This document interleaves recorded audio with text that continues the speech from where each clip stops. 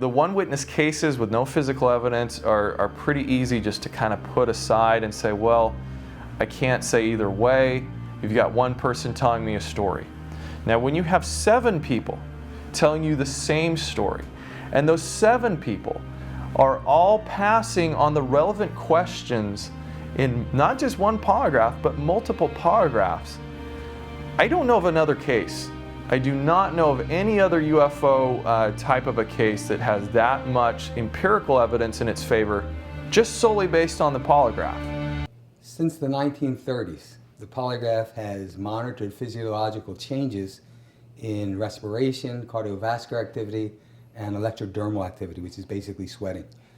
During a polygraph examination, the examinee has 2 tubes placed around his upper body, one to pick up chest movement, one stomach movement, which gives us feedback on breathing or respiration. 2 things are attached to his fingers or his palm to pick up electrodermal activity, and then a standard blood pressure cuff is applied that gives us the ability to monitor mean blood pressure, blood volume changes, and pulse rate. In addition to that, there's some type of sensory devices that they're sitting on or leaning on that allow us to identify deliberate distortions. Back in those early 70s, there were not too many polygraph examiners in the state of Arizona. And local law enforcement, small agencies, depended upon either Phoenix Police Department or Tucson to furnish that type of expertise. I was a police officer for a number of years, and when the Department of Public Safety was instituted in 1968, there were certain things that they were going to furnish in some scientific field, question documents and things like that, and polygraph. They tested several of us, and the outcome was that I was number 1 on the list, and then I was sent to New York to a polygraph school in New York City. This was in the fall of 1971, and I've been doing polygraphs ever since. Cy Gilson, whose opinion was pretty well known and respected as a polygraph examiner. We had used him on other matters, criminal matters and stuff, and always with good results. We had a meeting of the 6 crew members and the sheriff. Travis's older brother, I think his name was Dwayne, I believe, in the chow hall at the jail. And they finally agreed that they would all submit to this exam. I did tell them briefly what it was like, what was going to be attached to their bodies and why, and gave them some kind of an idea what they were going to go through during this test. They came in and talked to us. We got into an argument with them, you know. Some of us have been in trouble with the law before, you know, and I know me and Alan were thinking that's what's up here, you know, they're gonna try to say we failed this. I was more scared this day that we came to this courthouse than the day that I seen Travis get zapped. This was the most horrible day because I just knew that we weren't coming out of this.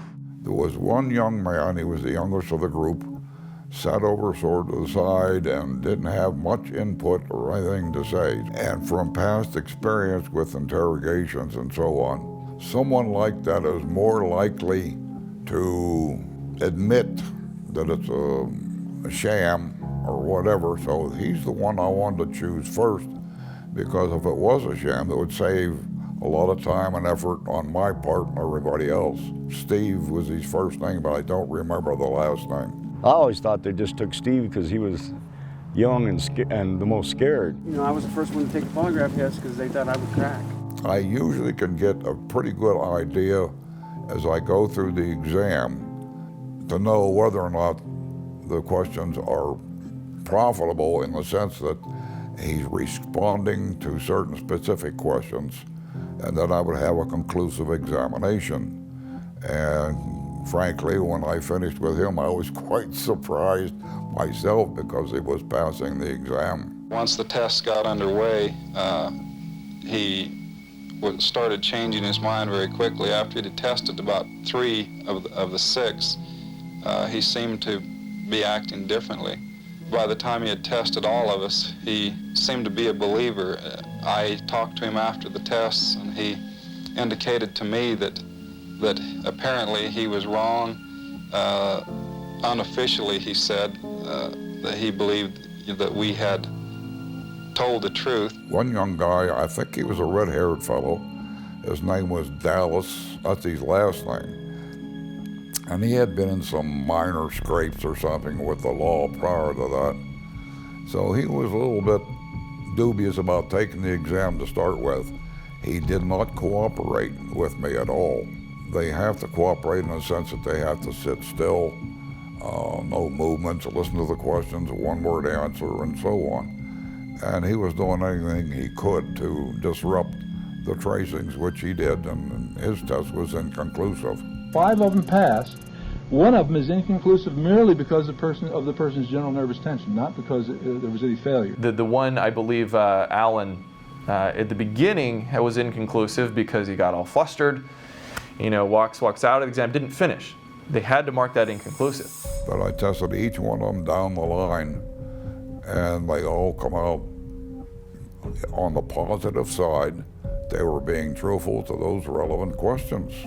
Now those relevant questions, if you take the passing rate, which at some point, all of them had passed, you're looking at a probability of the most conservative, about 1 in a 78,000 chance that they are lying about that relevant question and got away with it. As far as conclusive examinations of polygraphic tests, the fact that the 5 that I did test, and they all come out passing the exam in the way that they did, would probably eliminate to the most degree that there'd be one lying and get past me. That would be, I think, impossible in itself. He came to the conclusion that the possibility of 5 people telling the same story, passing a polygraph test, and not telling the truth would be 1,000,000 to 1. From 1975 until 2008, I think 10 tests have now been administered. I think Travis himself has taken 3. One of the witnesses, I think Rogers, took 2. And then 4 other people who witnessed this were all tested.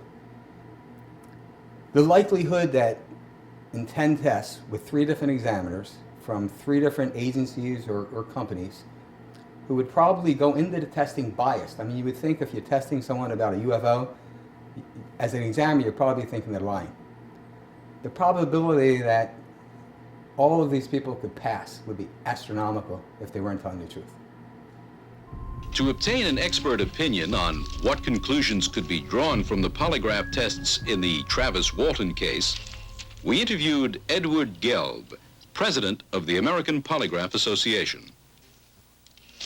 Hundreds of police departments and corporations throughout the world utilize the polygraph to separate truth from deception. The 94% accuracy of the polygraph has been well documented, not only in real-life situations as we've discussed here, but in laboratory and university studies that have been conducted throughout the world. The odds against 6 people successfully deceiving a trained polygraph examiner on a single issue are over 1,000,000 to 1. That's extremely important. There's a lot of controversy about lie detector tests. Some people state that an honest person can tell the truth and fail, a sociopath can lie and pass, but it would be extraordinarily difficult for 5 people initially to pass that test. Eventually, the 6th did take the test and pass, and Travis and his brother also passed lie detector test after lie detector test. If that's not sufficient evidence concerning this